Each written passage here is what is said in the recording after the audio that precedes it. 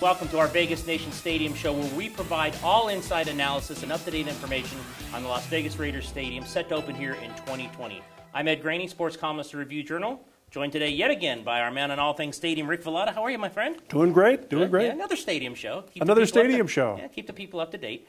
So before we get to this stadium, let's talk about the other stadium that you and I love so much because of the RC Cola and things we find in the RC Cola up in Oakland Coliseum. So our Michael Gelkin, the beat writer for the Review Journal, read all his stuff at reviewjournal.com on the Raiders beat, in Phoenix for the owners' meetings this week, and he just reported that the lease has been signed.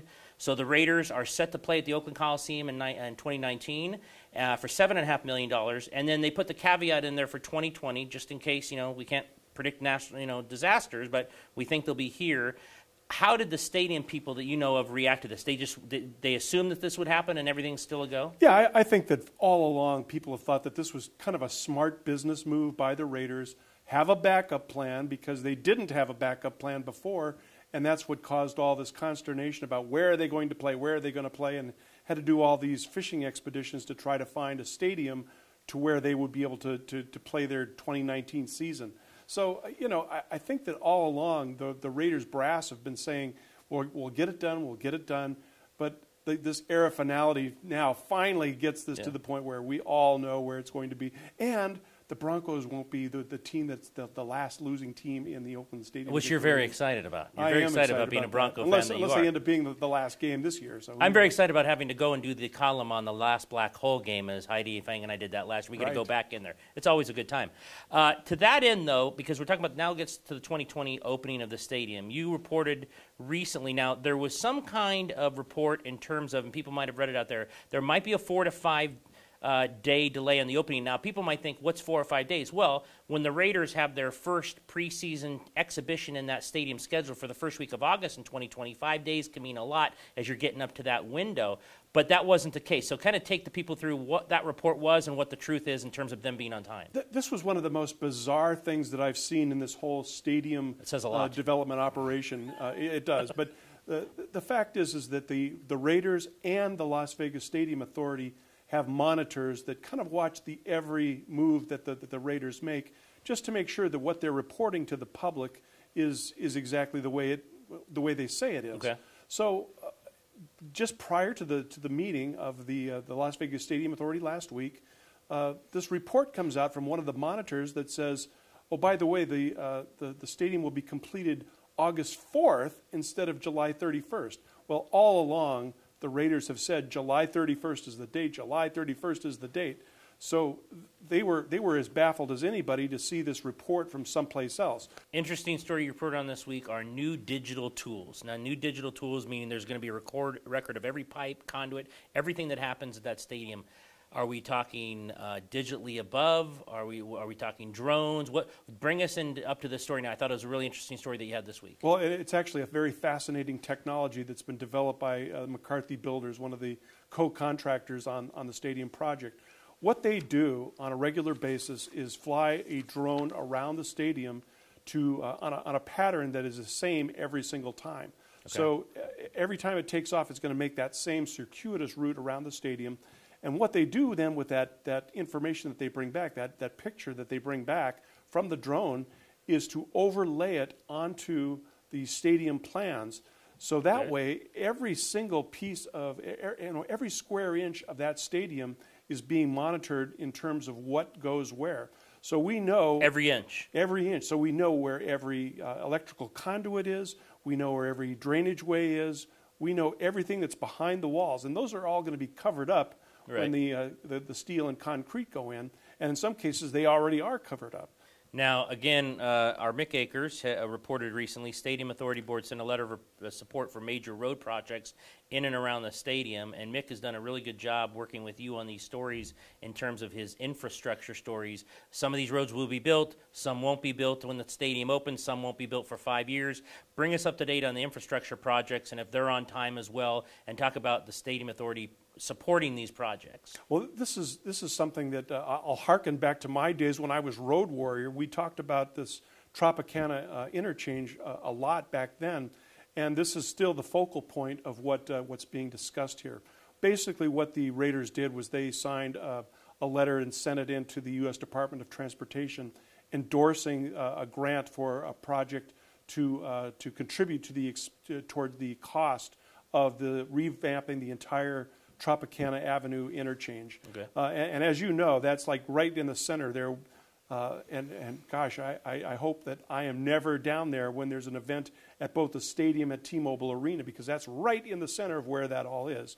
Anybody who drives the Tropicana area on I-15 now knows that there's a big backup in traffic trying to enter the freeway Sure. from southbound I-15. Sure.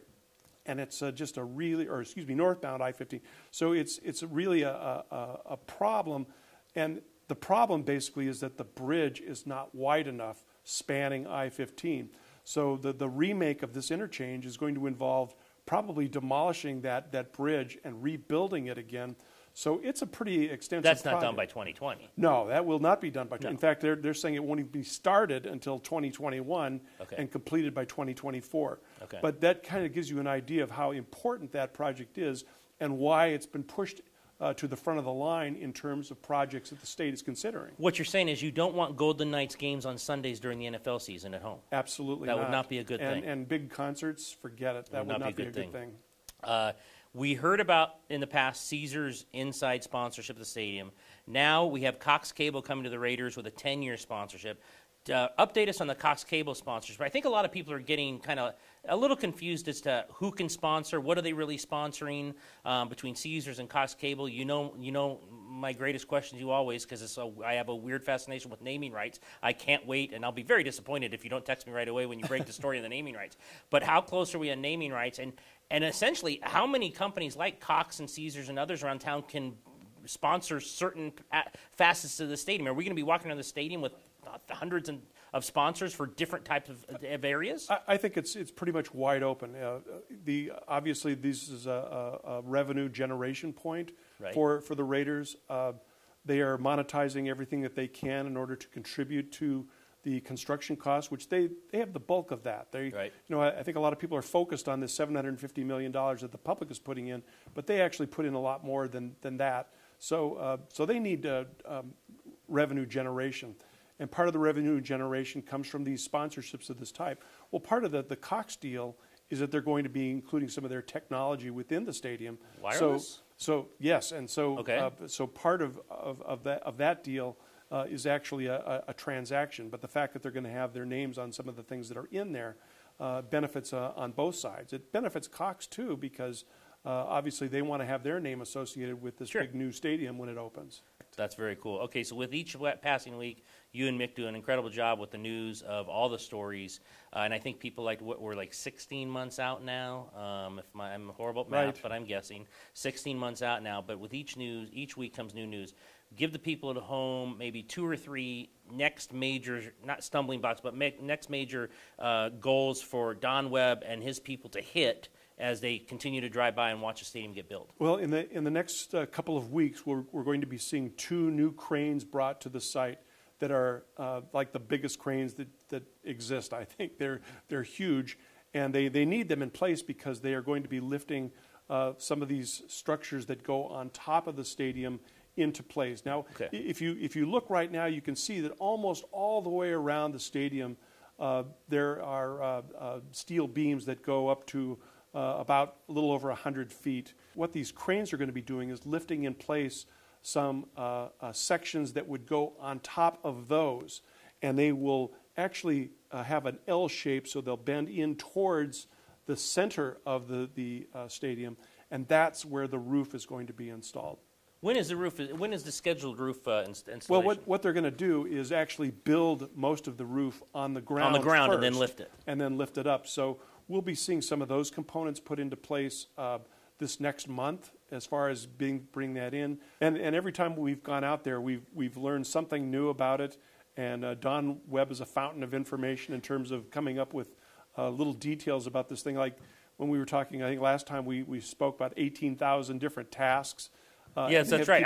Is he into the 17,000s by now? No, or he's not there. He's not even there yet. No, There's but, still a lot to do. There's still plenty of things to happen. But the fact is that if there's a delay in delivery of something, example, they were talking about some steel problem delays, they just go on to another task that doesn't Right. Just go do isn't something effective. else. There's always something to do. Right. So they're always going to try to stay up ahead of the schedule in some way, shape, or form. It might not be what was in the original plan on how they were going to, what they were going to build Right. next, but something is going to get done, and they'll continue to work those shifts and get the work done as they can do it. Mark Davis brought barbecue again. He did. Before we go, how many workers are they up to? The last time I was out there, he brought barbecue. You told me a certain time will pass and they will like double the workforce. So where are they comparative to what they were? And at the height of it, how many workers will be on site? Well, most recently there were about 800 workers on site. That's a lot of barbecue. But that is a lot of barbecue. But in the next few months, when they start putting these when they put the roof together, things like that, it'll get up to close to 1,500 employees. So almost double what they have now. Astonishing. And you hardly ever see them when you drive by. No, you don't see it. It always looks the same. And a lot of them are working on drywall inside and spraying some of the insulation in. So it's a work in progress and a lot of teamwork. Awesome job. Thanks, Rick. We appreciate it. Well, there you have it. We hope you enjoyed the show and all the up-to-date information on the stadium. For all your stadium info, go to reviewjournal.com. Rick Velotta, Mick Akers, they do an incredible job on a daily basis bringing you to that stadium as it's built before our eyes, really, going towards 2020 and the opener. For Rick Velotta, I'm Ed Graney, Las Vegas Review-Journal. Again, back here at Vegas Nation soon for another stadium show and everything else at reviewjournal.com. Talk to you soon.